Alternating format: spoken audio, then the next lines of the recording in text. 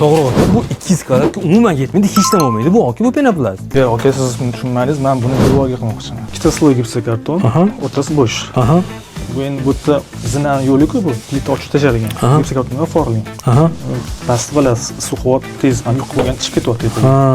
Ichini ochib, buni ichiga tiqmoqchimiz. Zazorda joy bor-da. Gipsokarton olib turib ichiga qo'yasiz. Qo'yib ana ustini yopamiz. Ustini tashqarisidan ikkita xil variant. Germetechdan qiladi. Shunga izolyatsiya ham.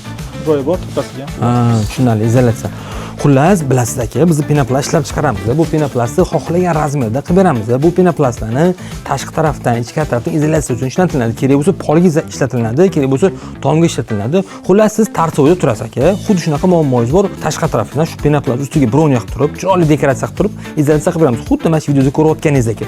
Yoki bo'lmasa aka, ichki tarafdan xuddi shunaqani qilib qo'ygansiz, ya'ni issiqda chiqib ketadi. Gipsokartoningizni orasiga tiqib yuborsangiz ham issiq suvni ushlaydi va sizga juda ham ko'p foyda beradi. Narxi juda ham arzon. Taxminan 30-35 ming so'm aylanadi. Xullas, sizga izolyatsiya material kerak bo'ladigan bo'lsa, tomdan, pastdan, devordan xuddi shunaqa penoplast mahsulot tavsiya qilaman. Bu penoplast yonmaydi, ekologik 100% toza va yengil, tez o'rnatiladi.